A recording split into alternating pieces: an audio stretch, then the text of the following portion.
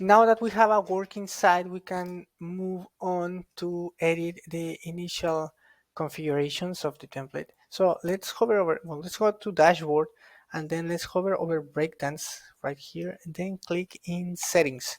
This is like the most important step, which is activating the license. In this case, my browser is pulling the license that it knows we have. So once you just paste here your license number and you click activate license.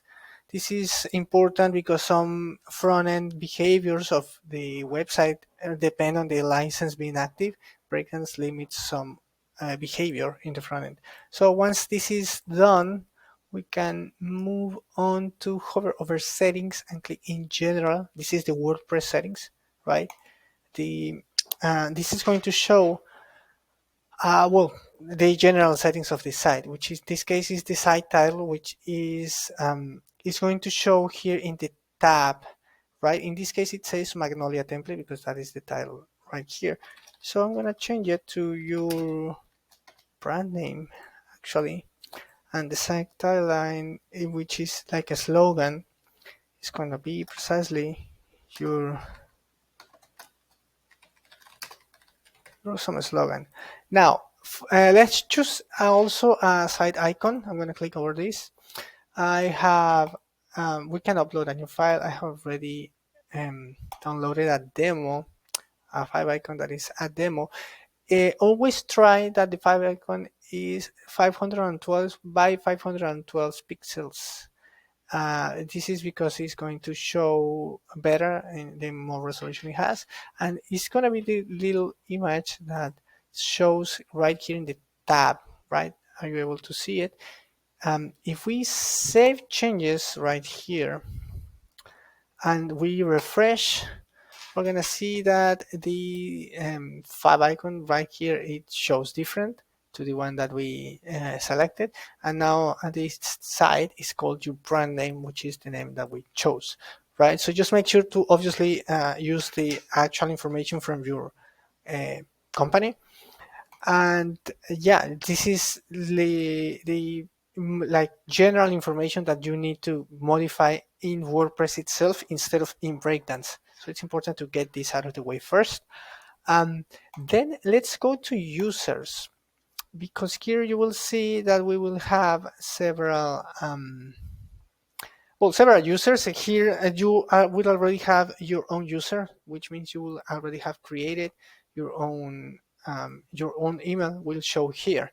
But let's assume you want to create a new user because you want to add team members, or you want to add yourself, or you just want to manage this part of the backend of the website, right? So we just need to create a username, an email, fill the information here. I'm going to do that. Right now. Cool username. Cool. Um, your email at gmail.com. Your name, last name. So we will generate all of this. You can keep this checkbox checked if you want the user to receive an email notification in their email inbox, which is going to be the email that you set here. I'm going to deactivate it because obviously this is a placeholder. And then the role of the new user. If you make it administrator, like I will, they will essentially become an owner.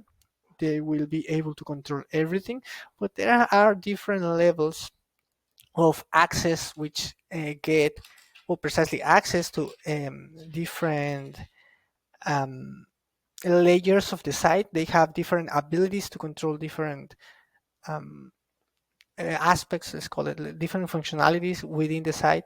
So in this case, we're going to just make it them administrator, and that would be it. So as you can see, we have this new user, and if you try to log in with the credentials that we set, which is going to be this email, into your brand site, which is going to be your domain. In this case, we have your magnoliademo.pinami.co, but it's going to be your domain, whatever it is, then slash wp dash admin. That is going to be like the door That is going to be the door on which you access the backend of your site. In this case, it logged me in because I'm already logged in, right? So I'm going to click here, log out, and it's going to take you here. So if you, again, type your domain, then dash wp slash, I'm sorry, slash wp dash admin, this is going to take you to this screen where you can log in with the in this case the username and password that you have set up here, or that we have provided for you, or that you yourself has set up for new users here in the users screen. Right now, because I am logged out, it's asking for my logins again, so I'm gonna just log in again, right? So I can just leave this place. So yes, this is how to manage the users here in your site. Next, let's jump into how to start using breakdowns to design or modify the design on your pages.